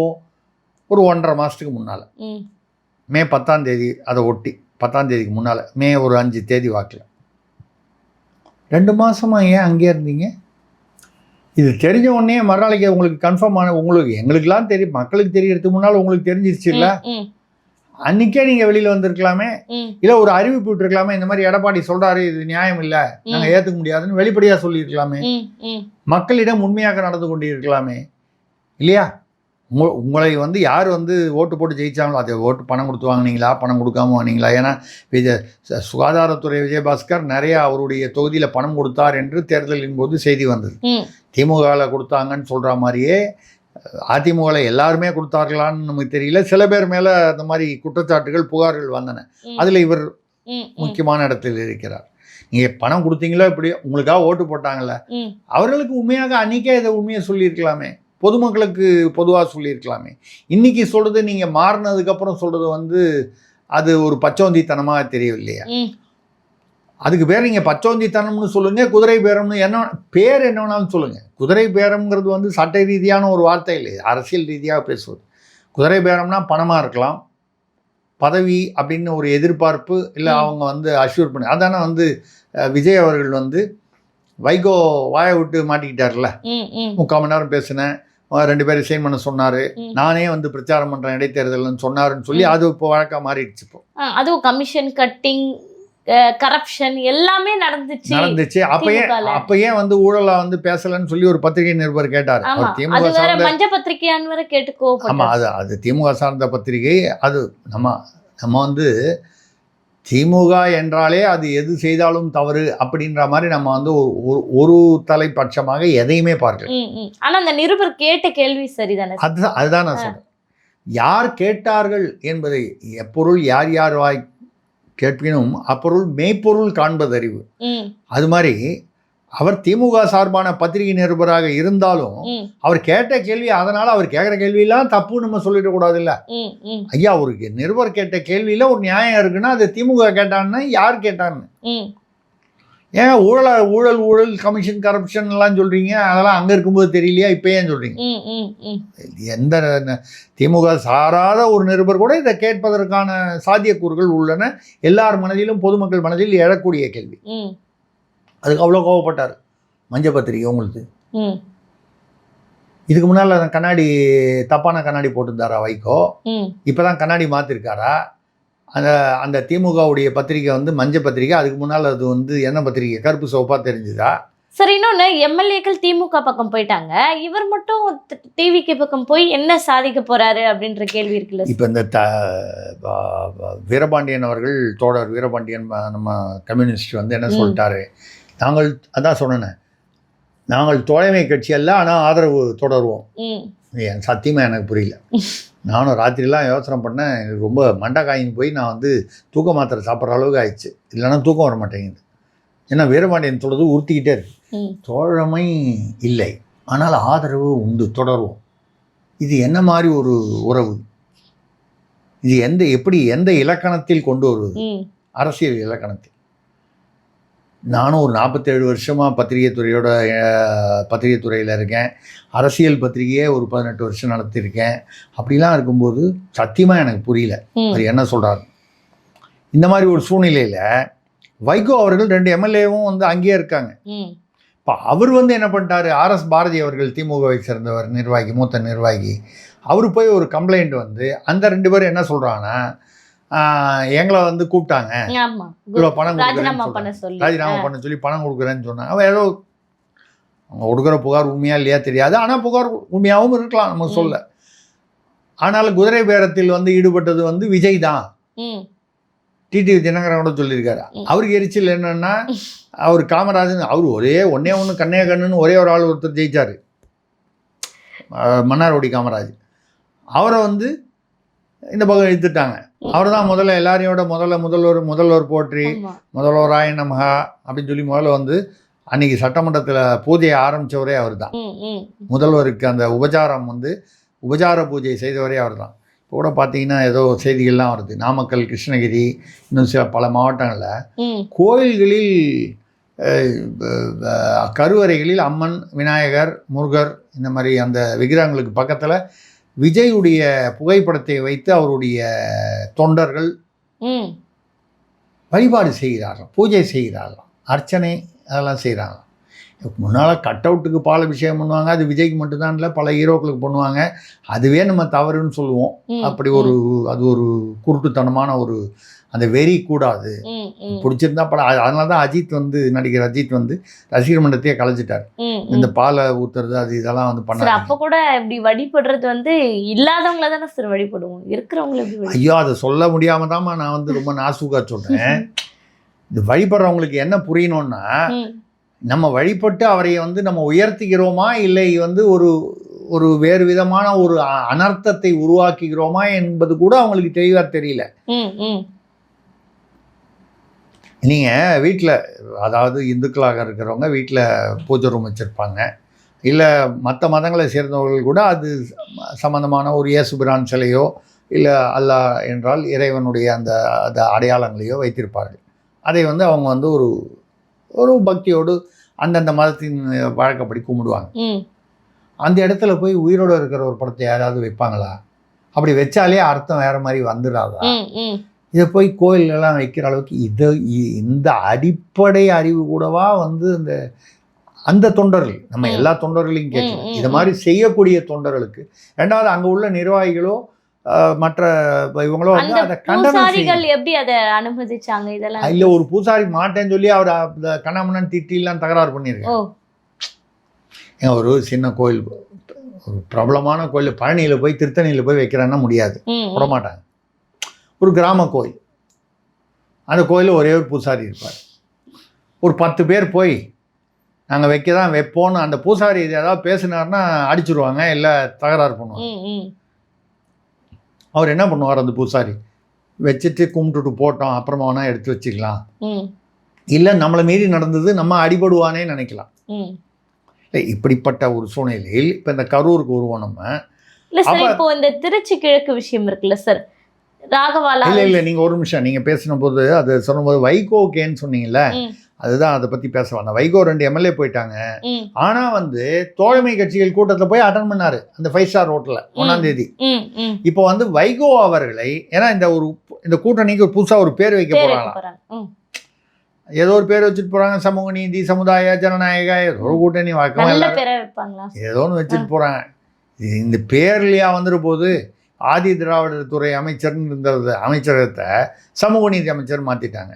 தாவேகா வந்து திமுக இருக்கும்போது MC ராஜா அவர் வந்து ஒரு தலித் தலைவர், அவர் நீதி கட்சி இருக்கும்போது ஆரம்பித்து அதுக்கப்புறம் அதுலேருந்து பிரிஞ்சு வந்துட்டார். ஒரு பட்டியல் சமூகத்தை அடையாளம் அவர் பேரில் இருந்த ஹாஸ்டலெல்லாம் அந்த மாதிரி உள்ள பேர்களெல்லாம் நீக்கிட்டு சமூக நீதி விடுதி. நீங்கள் சமூக நீதி விடுதின்னா பட்டியலினத்தவரையும் வேற மாணவர்களையும் ஒன்றா வந்து தங்க வச்சு அந்த நல்லிணக்கத்தை உண்டாக்கினீர்கள் என்றால் அது சமூக நீதி தங்குமிடம். இவங்களை தனியாக, இவங்களுக்கு சமையல் பண்ணுறதுக்கு தனியாக ஆள், வன்னியர்களுக்கு தனியாக ஒரு ஹாஸ்டல், முக்குளத்தோருக்கு தனியாக ஒரு ஹாஸ்டல், இதுதான் சமூக நீதியா? பேரை மாற்றிட்டா சரியா போயிடுமா? நான் சொல்கிறது இதுதான், இந்த மீசை வச்சுட்டா மாறு வேஷம் போட்ட மாதிரி தான். அந்த மாதிரி வைகோ அவர்களை இப்பொழுது இந்த கூட்டணிக்கு ஒருங்கிணைப்பாளராக, ஏன்னா அவர் டெல்லி பிரதிநிதி கொடுக்குறதா இருந்தாங்க, கடைசி நிமிஷத்துல ஒரு வாயை வச்சுக்கிட்டு இதெல்லாம் பண்ணதுனால 2 எம்எல்ஏ வராமல் போனதுனால அது போயிடுச்சு. யாரோ ஒரு ஜனநாயகம் தயாரிப்பாளர் கொடுத்துட்டாங்க, அவர் கர்நாடகாக்காரர்னாங்க, இல்லை ஆந்திராலேருந்து வந்தாருன்னு சொல்கிறாங்க. ஆக மொத்தம் தமிழர் இல்லை, தமிழருக்கு கொடுக்கக்கூடாது, அது புரிஞ்சிச்சு. தமிழராக இருந்தால் கிடையாது, தமிழருக்கு தமிழ்நாட்டில் முன்னுரிமை கிடையாது அப்படிங்கிறத ஏற்கனவே திமுக பிரிவிலையும் தெரிஞ்சுக்கிட்டோம், கொஞ்சம் நெஞ்சம் அதிமுக பிரிவிலையும் தெரிஞ்சுக்கிட்டோம், திமுகவில் அதிகமாக தெரிஞ்சுக்கிட்டோம். இப்போது ஏதோ ஆட்சி மாற்றமானாலும் காட்சி மாற்றமாகவில்லை. தமிழ்நாட்டில் தமிழர்களுக்கு கடைசி உரிமை தான், இல்லை உரிமை இல்லைன்னு கூட சொல்லலாம். சரி, தமிழ்நாட்டுடைய தலையெழுத்துன்னு வச்சுக்கலாம். இப்போ வைகோ அவர்களுக்கு ஏதோ ஒரு பதவி கொடுக்கணும். இந்த கூட்டணிக்கு தலைமை ஒருங்கிணைப்பாளர்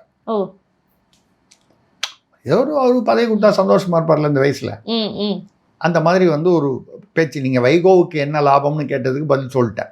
இப்ப கரூர்ல அங்க போகும்போது மக்களை சந்திக்கும் போது, அது ஆறுதலுக்காகவும் சரி, பொதுமக்கள் சேருவாங்க. இந்த ஆறுதலுக்காக இவர் போகும்போது போற வழியில விஜய் அவர்களை பார்ப்பதற்கு கட்டாயம் கூட்டம் கூடும். அந்த சினிமா ஈர்ப்பு இன்னும் குறையவில்லை, அதனால கூட்டம் கூடும். இந்த கூட்டம் கூடும்போதோ கையாட்டிட்டு போவார், அதெல்லாம் அது வழக்கமான விஷயங்களை தாண்டி எங்கேயோ இடத்துல ஏதோ ஒன்று பேச வேண்டி வரும். ஒரு தடவையாவது பேசணும்ல. 41 குடும்பங்களும் போய் பார்க்குறாருன்னு வைங்க, 41 தடவை பேசலைன்னா கூட பொதுவாக அவங்கள போய் விசாரிச்சுட்டு ஒரு அறிக்கையாவது கொடுக்கணும் குறைந்தபட்சம். அங்கிருந்தே கொடுக்கலாம், போயிட்டு வந்து கொடுக்கலாம். இப்போ என்ன அது மக்களிடம் பேசும்போது அது மக்களிடம் பேசினாதான் ஒரு கெத்தாக இருக்கும் பொதுமக்களிடம். நான் இத்தனை ஏன் நான் அப்போ உடனே பேசலைன்னா இதுக்கெல்லாம் ஒரு காரணங்கள் ஒரு எக்ஸ்பிளனேஷன் கொடுக்கணும். இதை கொடுக்கும் பொழுது நிச்சயமாக செந்தில் பாலாஜி அவர்களை நாங்கள் விட மாட்டோம். இந்த இப்போ ஊழலுக்கு சொல்லலையா, நாங்கள் பணத்தை மக்கள் பணத்தை தொடவும் மாட்டோம், தொட்டவர்களையும் விட மாட்டோம், தொடவும் விட மாட்டோம், தொட்டவர்களையும் விட மாட்டோங்கிற மாதிரி, இந்த மாதிரி உயிர் பலி ஏற்படுவதற்கு காரணமானவர்களை நாங்கள் விடமாட்டோம், அவரை தேடிக்கொண்டிருக்கிறோம், கிடைச்சிட்டார்னா அவரை கைது செய்து விட்டோம், கிடைக்கலன்னா தேடுகிறோம். அவர் உலகத்தின் எந்த மூலைக்கு போனாலும் ஒரு தவறு செய்தால் அதை தெரிந்து செய்தால் அவன் தேவன் என்றாலும் விட மாட்டேன். எம்ஜிஆர் பாட்டெலாம் இருக்குது நிறையா, எதை வேணாலும் யூஸ் பண்ணிக்கலாம். இப்படி ஒரு அரசியலுக்காக இது நடைபெறுகிறதா? அதே சமயத்தில் இந்த பக்கம் ஒன்றுமே நடைபெறல, எல்லாமே தாவேகாவுடைய கற்பனை அப்படி நம்ம குற்றம் சாட்டல. ஏதோ இங்கே முயற்சிகள் நடைபெற்றிருக்கிறது. இந்த முயற்சிகளை இப்பொழுது அது வெளியாகி இருக்கிறது. அதில் ஏதோ சில உளவுத்துறை மூலமாக தெரிஞ்சிருக்கு. அதில் சில பேர் வாங்கிட்டாங்க போல இருக்குது பணம், ஆனால் வாங்கினேன்னு சொல்ல மாட்டான். அதெல்லாம் உள்ள நடக்கிறது. இந்த முயற்சியை பூதக்கண்ணாடி போட்டு பெருசுபடுத்தி கரூருக்கு போகும்பொழுது ஒரு பெரிய அந்த செட்டப்பை கிரியேட் பண்ணணும்னு சொல்லி பண்ணுறாரு அப்படிங்கிற மாதிரி ஒரு கேள்விகள் எழுகின்றன. ஏன்னா இந்த மர்மங்களில் சிலது புரியல. ஏன்னா சபாநாயகருக்கு எதிராக தீர்மானம் எதுக்கு? தீர்மானமே கொண்டு வந்தாலும் இந்த இளையராஜா ஒருத்தர் ஊத்தங்கரையில் ஓட்டு போட்டு இந்த ஒரு ஆளுக்கு, ஆமாம், அந்த ஒரு ஓட்டுக்கு எதிர் ஓட்டுக்கு 35 கோடியா? ரெண்டாவது அதிமுகன்னு சொல்கிறது மிச்சம் இருக்கக்கூடியதை இப்போ நிகழ்காலம் மட்டும் இல்லை, எதிர்காலத்துலேயும் அடுத்த 4 நாளில் யார் எத்தனை பேர் அதிமுகலேருந்து வெளியே வருவாங்கன்னு தெரியாது. அவர் ஆதவர்ஜுனா சொல்கிறத பார்த்தா 10% மட்டும் போனால் போதுன்னு விட்டுற மாதிரி இருக்காரு. இப்போ 47 பேரில் 4-5 பேர் தான் விட்டு வைப்பார். 10%ன்னு அதனை வருது, 5 பேர் தான் விட்டு வைப்பார். இதெல்லாம் சேர்த்தா அந்த சபாநாயகருக்கு எதிராக தீர்மானம் நீங்கள் ஜெயிக்க வைக்கவே முடியாது. சபாநாயகரை அதாவது தோற்கடிக்கவே முடியாது. 118 வேணும்ல, ஏதோ ஒரு 20-30 பேர் வெளியேறினா கூட மிச்சம் வரணும்ல. அப்போ அது இல்லை, அதுக்கு போய் 35 கோடி செலவு பண்ண மாட்டார்கள் என்றால் இதற்கு பின்னால் 2 பக்கங்களையும் ஏதோ மறைக்கிறார்கள். திமுக தரப்பிலும் ஏதோ ஒளிவு மறைவு இருக்கிறது, ஏதோ நடந்திருக்கிறது. தாவேகா பக்கம் அவர்களுக்கு வருத்தமோ அதற்கான பாதிப்பு வருன்ற அந்த கவலையும் இருப்பது நியாயம், அதை ஏற்றுக்கொள்கிறோம். ஆனால் முழு உண்மையும் இன்னும் வெளியே வரவில்லை. என்ன காரணத்தினால வரல? இல்லை உண்மை வேறு பக்கம் இருக்கு, தகவல்கள் வேறு பக்கம் போகுதா? அரசியல் லாபங்களுக்காக இப்படின்னு நிறைய கேள்விகள் இருக்குது. இது எப்போ உங்களுக்கு முடிவு தெரியும்னா அநேகமாக முதல்வருடைய கரூர் பயணத்துக்கு பிறகு அதுவரை நடைபெறும் விஷயங்கள், அதற்கு பிறகு வரக்கூடிய அறிவிப்புகள், அவங்க என்ன பண்ணுறாங்க, திமுக பக்கம் என்ன பண்ணுறாங்க, அதிமுக கொஞ்சம் கொஞ்சமாக கரைஞ்சிக்கிட்டு வருது, அதில் என்ன பண்ணுறாங்க, இதெல்லாம் பொறுத்து தான் நம்ம வந்து ஒரு முடிவுக்கு வர முடியும். பார்க்கலாம். கண்டிப்பாக சார். நடப்பு கால அரசியல் குறித்து பல்வேறு தகவல்களை பகிர்ந்துக்கிட்டீங்க. தொடர்ந்து பேசுவோம். நன்றி. நன்றி, வணக்கம்.